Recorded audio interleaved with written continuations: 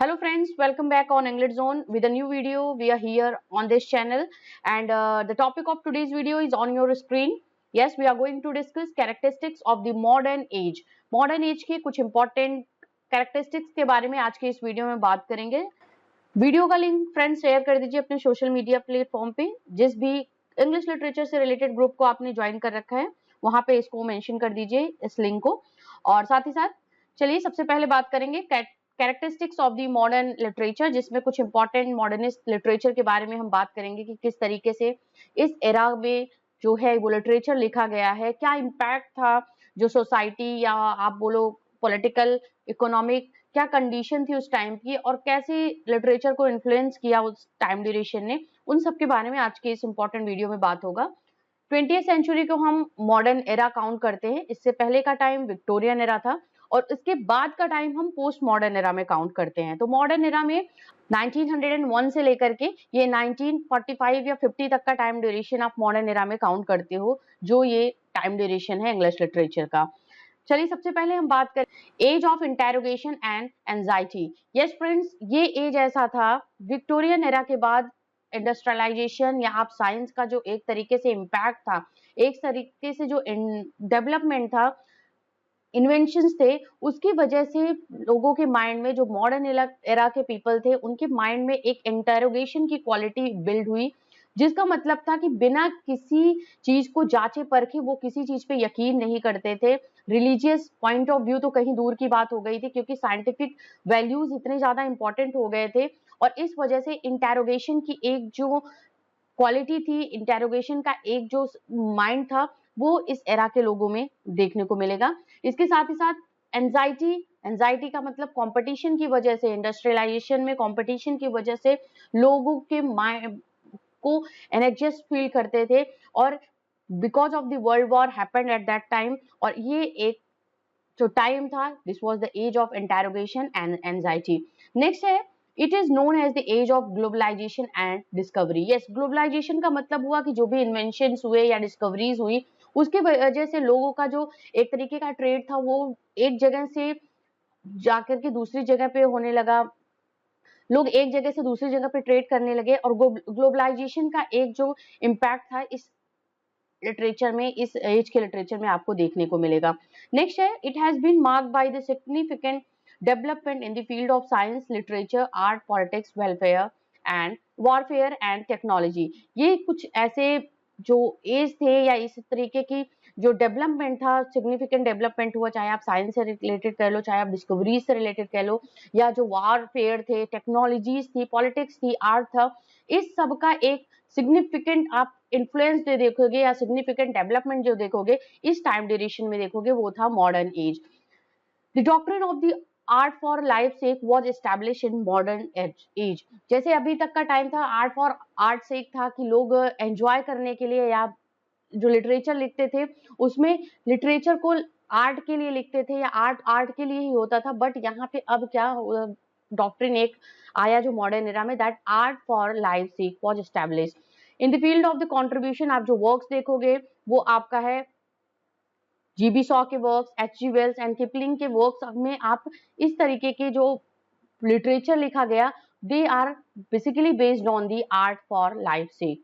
Next one we have urbanization, the move of people, cultural centers and political influence to large cities. urbanization का मतलब था कि लोग गांवों से हट करके अब अपनी लाइवलीहुड के लिए वो एक जो सिटीज थी उसकी तरफ वो रुख करने लगे थे, सिटीज की तरफ वो जाने लगे थे और कहीं ना कहीं अपना जो एक पर्सनालिटी का डेवलपमेंट वो देखते थे वो गांव में ना होकर के विलेज एरिया में या रूरल एरिया में ना होकर के वो कहीं सिटीज या अर्बन एरिया में अपने आप को अच्छी तरीके से स्टैब्लिश करते थे. एक जो मॉडर्न टेंडेंसी थी इस टाइम की वो अर्बनाइजेशन था क्योंकि लोगों का एक तरीके से मूव होने लगा, लोगों का जो कि सिटीज की तरफ, लार्ज सिटीज की तरफ, और because of the cultural center and the political influence was basically are larger amount on the large cities, metro cities, and that's why people started moving from rural to areas to urban areas.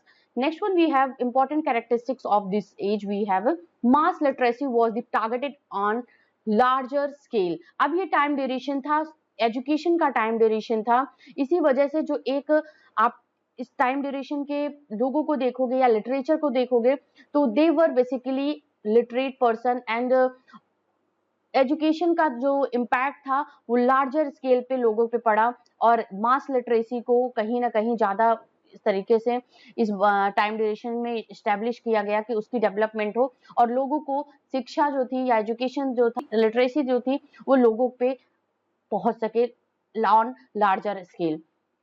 आगे है friends, commonly written in first person perspective. जो literature या art इस time पे लिखा गया वो क्या था, फर्स्ट पर्सन को ध्यान में रख करके लिखा गया। मीन्स जो लिटरेचर लिखते थे राइटर्स वो आई को डिपिक्ट करके या आई अपने आप को एड्रेस करके वो लिखा करते थे। ये एक तरीके से पर्सनल टच या पर्सनल जो एक्सपीरियंस करा हुआ है राइटर ने वो कहीं ना कहीं अपने लिटरेचर में वो लेकर के आते थे। इसके साथ ही साथ friends focuses on the inner working of the characters and their consciousness. तो कैरेक्टर्स का जो कैरेक्टराइजेशन हुआ है इस टाइम ड्यूरेशन में, अगर हम उस लिटरेचर की बात करें, चाहे आप ड्रामा देखो, नॉवेल्स देखोगे, तो बेसिकली जो कैरेक्टर के इनर जो क्वालिटीज हैं, इनर वर्किंग पे ज्यादा फोकस किया गया और उनकी कॉन्शियसनेस पे किया गया, जो कि इस एज के राइटर्स ने किया। आगे है themes of negative consequences of capitalism and machinery. Yes, ये इंपॉर्टेंट कैरेक्टरिस्टिक है इस एज की कि आपको जो लिटरेचर देखोगे वो कहीं ना कहीं आपको कैपिटलिज्म या मशीनरीज के जो नेगेटिव रिजल्ट्स थे, उसके कॉन्सिक्वेंसेस थे, उस पे बेस्ड ऑन थीम को लिखा गया इस टाइम ड्यूरेशन में।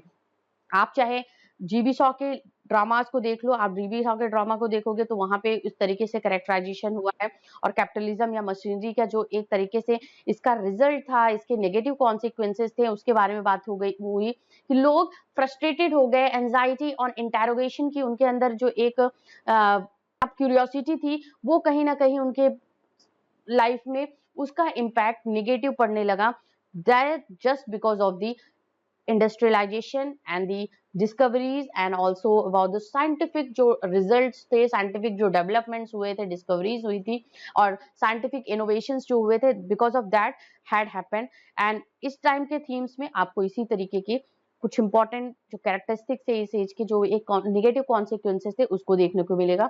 चाहे आप टीएस इलियट की बात कर लो, टीएस इलियट यूलिसीज की बात कर लो, जेम्स जॉयसी के वर्क की, टीएस इलियट ने भी वेस्टलैंड में या अपने अदर वर्क्स में इसी नेगेटिव कॉन्सिक्वेंसेज या नेगेटिव रिजल्ट्स की बात की है, एक एंजाइटी डिसअपॉइंटमेंट की बात की है अपने वर्क्स में।